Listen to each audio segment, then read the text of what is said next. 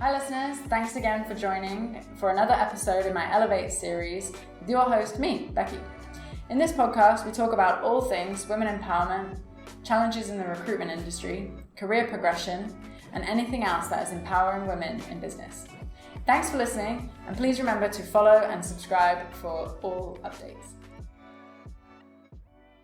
Hi everyone, thanks for listening. Today on the episode, I am with Cassie Yusofi. Cassie is of Afghan descent and grew up in the Netherlands, where she earned her degree in European law. She pivoted towards startups quickly after graduating and has built, led, and scaled sales teams for hypergrowth SaaS startups across 3 different countries. Cassie, thanks so much for joining me today. I will let you introduce yourself in a bit more detail, and then we will get into it. Thank you so much for having me. I'm so excited to be here. So I kind of started my career in the Philippines, where I joined my first startup. And in typical startup fashion, I went from intern to country manager within a year. And at my second startup, I scaled that team 8 times. And afterwards, I moved to Barcelona, where I opened, very interestingly, the Latin American market without having a single knowledge of Spanish, have never been to Latin America or knew anything about how business is done there. But it was an amazing experience, and it got me a lot of knowledge on how to develop go-to-market strategies. Then I moved to Germany and I managed the EMEA team for Workmotion, and this was definitely one of the fastest growing scale-ups in Berlin.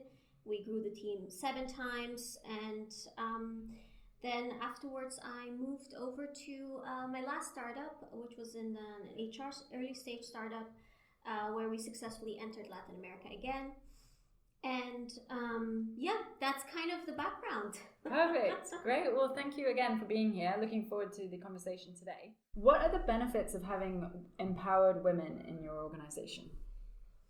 So that's a great question, actually, Becky, because having been on leadership teams where I was one of the very few women in those meetings, I have always felt that the few women that I have worked with have given me such a safe harbor to speak up, to voice my ideas, to disagree, and in general to feel like I was a part of the team. Not to say that the male leaders that I've worked with have been in any way, shape, or form not supportive, but it just helps so much more when you have another woman in the team that can back you up, that can support you, that can really be there as another person that understands your experience as a woman being in those meetings. I think a lot of times men take it for granted that we are there, but it's been not so long ago that we weren't even allowed to vote. We weren't even allowed to do so many other things. So when you think of it in that context, it's actually so much more comforting when you have somebody that understands your experience and is there and can support you if you need it. So having an empowered women in your organization is extremely beneficial. A lot of women actually have been, according to some studies done, have been found through meta-analysis, so extremely unbiased analysis, to be more transformational than male leaders, especially when it came to giving support and encouragement to the people that they were managing. So there's only benefits. Yeah, absolutely. And I guess it has like a domino effect, right? Once there's one woman in the room, then it empowers the next woman to be there, and it has a knock-on effect for the wider group. And of course, that's extremely beneficial, because I think becoming a leader is only the first step. Then feeling like you have a voice and that you can actually speak up is the next step. And you can only do that if you have positive encouragement, if you have role models to look up to, if there's other women that are doing it as well, so that you find your own voice within those contexts and within those meeting rooms. Great. What are some of your personal experiences that motivated you to think or care about women's empowerment? So women's empowerment in general has been a very big topic in my life. Having been a child of immigrants and growing up in a country that was not my own, and finding my way through these labyrinth of careers where I did end up as one of the very few women in these meetings, I have always cared greatly about women's rights and empowerment. In particular, when I was studying law, I had a very special soft spot for feminism and women's rights. In fact, me and my best friend even had a blog called Femiquality, where we would write about women's rights. So when I transitioned to startups and was in meeting rooms that not a lot of women had access to, I immediately thought of ways, how can I include more women here? How can I include more voices? And I have worked with incredibly talented women that I super look up to and that have been examples to me. So I immediately thought, how can I make sure that I live up to that? How can I make sure that I am also as good of an example as the ones that I have looked up to and that I have followed? So this has been a very big topic for me, and I've always cared a lot about this, so I don't really care what your title is. If you want advice, if you want to learn how you can progress in your career, I'm always happy to help, because I had great women and male and female mentors, but I had to seek them out. I didn't have that easy access that I thought I was going to have. So it's a great feeling to be able to provide that yourself now and to be able to give back. Amazing. Thank you. Great. And how have you noticed, or if have you noticed any major differences in the various countries that you've lived and worked in? So I guess in order to answer this question, I should probably give you a bit of a background into my story. So I was born in Afghanistan, and in the early 90s, my parents took this really big decision to move out of the country and to go to Russia and work there. They're actually one of the first people in their families to be university educated. They both got scholarships to Russia, so they lived and studied there. And so when it came time to leave the country, they immediately thought of, hey, we know the language, we have degrees, we can probably find jobs there. Only to discover upon arrival, of course, early 90s, that the USSR was falling apart and there was no jobs to be had. So then they made the decision to go to the Netherlands, which had one of the most generous immigration policies at the time. So having this background in mind, I have been mostly surrounded by displays of very strong women in my life. Most of my family has made the big trip overseas because they all live across Europe, Canada, US, and they all had to be strong for their families. So for me, traveling abroad and working in different countries was very natural. I never felt unsure, aside from the normal jitters of starting fresh in a new country. So when I went to the Philippines, I was extremely surprised because we have this notion that in developing countries, women don't have so much strength or power or visibility when it comes to workplaces. But in fact, 42% of women are in leadership positions in the country, only to be followed by Singapore with 39%. I don't even want to think of where we would be on this scale and percentage within European countries, actually. So when I was in the Philippines, I've worked with incredibly inspirational, strong women that spoke their mind, that made decisions that impacted the strategy of the company. And then going to Spain, Barcelona, I was also actually again surrounded by very strong women, but it was a very different culture. So going into a workplace, you can't always expect everything to be the way you expect it to be, right? The cultural nuances definitely affect the way people communicate, how effectively or easily decisions are made, and so on. But then again, when I moved to Germany, I honestly, I think I've just been so incredibly lucky to always see these examples of great female leadership that I've always had a very easy time looking up to and relating to. So you mentioned then, Cassie, a few inspirational women that you've had as part of your career path. Could we talk a little bit about those people? Of course. I am so happy that I'm able to give this shout out. I'm pretty sure some of them don't expect to hear this today, but I had an incredible time working with Julianne Martinez, Alex Gentry, and Bernice Luxon in the Philippines. These are incredibly smart, powerful women that I very much looked up to. Then moving to Germany, I considered Jimena Mondragon, Aiki Green, Lara Bornovic, Josephine Bangala as an inspiration. And then when I worked in Barcelona, I worked with a very young woman called Erika Nunez. She worked as an SDR for me, and I quickly promoted her to an account executive. Now she has her own business in Mexico. She's such an inspiration for me of really going after your goals, as well as in my last position at Kenyo, I very much enjoyed working with Lily Serrano, Liluska. She's just so focused on her goals, on her job, and just really such a positive person to be around.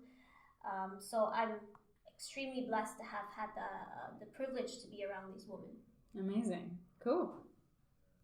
And how do you actively communicate with women at your workplace to ensure that they are feeling included? So, having been extremely privileged and lucky to have great founders that I've worked with and that have always put me forward for opportunities and positions and promoted me and put so much trust and faith in me, I really wanted to return that favor for the women that I worked with in particular.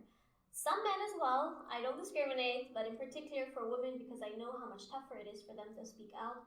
So some ways that I try to do that is by giving them projects that I think will really show their qualities well, especially if it's projects that I know that I'll be presenting to either the founders or other managers. I really want to make sure that they understand and know that this was done by somebody that I work with and that their name is out there and that their work is acknowledged, because I know how tough it is to get yourself out there. In fact, self-promotion has been proven to be extremely risky for women in a lot of research that is done, because we are expected, even of the most highly accomplished women, to be modest. That's the only way, apparently, that women are allowed to take space in positions like this. So whenever I have the opportunity, I like to give them a lot of time and space to showcase their talents and to make sure that this has been widely acknowledged and recognized by the company. Yeah, absolutely. And if we can just jump into the next one, that probably ties in well with the question around what commonly held belief do women have in leadership positions that you would passionately disagree with? I think there is this concept that women have to be helpful, friendly, sympathetic, kind, sensitive, soft-spoken, or gentle. And this is really not the case. You cannot be all of those things and leader. A lot of times when women speak with assertiveness in their voice, with the right way for a woman to speak as a leader, they're being sort of villainized as being rude or shrewd or intimidating or even bossy. I've actually been called bossy by a former boss. And I completely disagree with this notion that we are meek, kind, gentle women. We have a voice, and if we want to be leaders, which we are, there's so many amazing leaders out there, we have to acknowledge the fact that we are not going to tone down or water ourselves down. We are the way we are, and that's just the way it is. Yeah, absolutely. And I think in a sales position, right, probably holds true even more so than in some other types of roles where in sales, you are rewarded perhaps as a top salesperson might be the loudest or having the most aggressive techniques. And if women aren't supposed to be like that, then how they're already kind of setting themselves back, right? Absolutely. It is expected that women will sell in a softer way. It's very uncommon that there's an aggressive woman out there and that she is successful, because that's just not the expectation. But this is completely wrong. Actually, I'm pretty sure there's some studies, I cannot give you the exact number, of actually women being better in sales than men in a majority of the cases, a majority of the time. So, have you ever experienced a case of imposter syndrome? And if so, how did you deal with it? I think every person on the planet has had their case of imposter syndrome at any point of their career. I definitely have struggled with it a lot.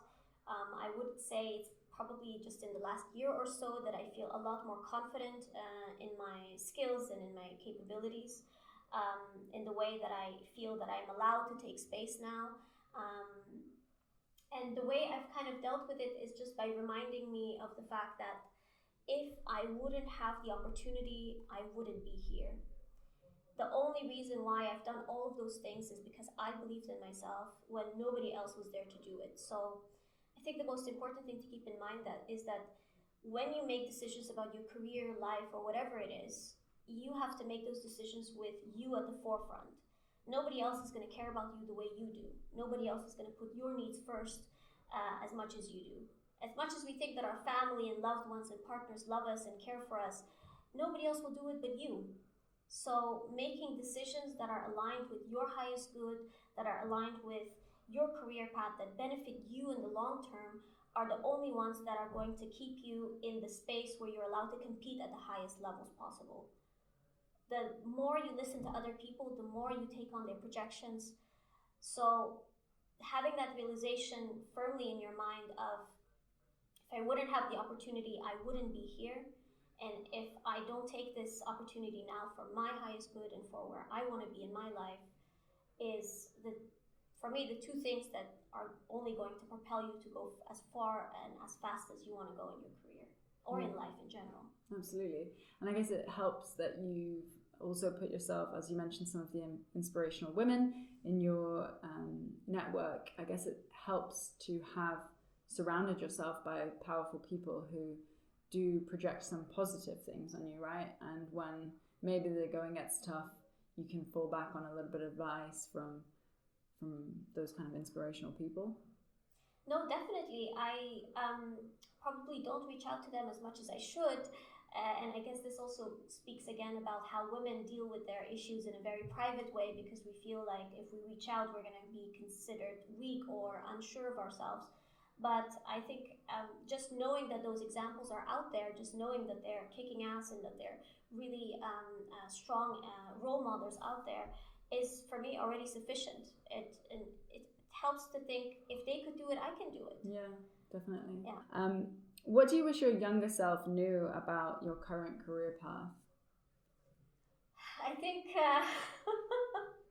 from where I started to where I am today, I think my younger self would be very surprised to know where I have ended up and the places I've lived and the things I've done. But I think overall, my younger self would be extremely proud of what I've been able to achieve. I've always had some sort of outline of what I wanted my life to look like. I just didn't know the pieces that would fit into that outline, but I'm just so happy I have figured it out along the way. And I think the only way that I was able to do that, and this is what I would tell my younger self, and especially what I've said earlier, is always just keep choosing you, because everything else will fall in place, everything else will flow once you choose what makes you happy. And the quicker you realize that you cannot live up to other people's expectations, only your own, the quicker you're going to be happy and fulfilled and successful. Fantastic. Thank you so much for that, Cassie. I think you've added a lot of really inspirational pieces today, and I'm sure a lot of people will be excited to listen to this. So we'll wrap up with my last question. On your bucket list, where is your next holiday planned? Well, thank you so much for inviting me. I've had so much fun doing this, and if I can help one other person to figure out what they want to do next, I would be very happy about that. So I've actually already traveled a lot, especially the last few weeks. But Japan has been on my bucket list for a very long time, as well as a road trip through the US. I would love to do that, visit a lot of the national parks, for example. Yeah. But yeah, every day I wake up and I have a new destination I want to visit. So amazing. Cool. Well, thank you again so much. Look forward to speaking soon. Thanks, Cassie. Thank you so much.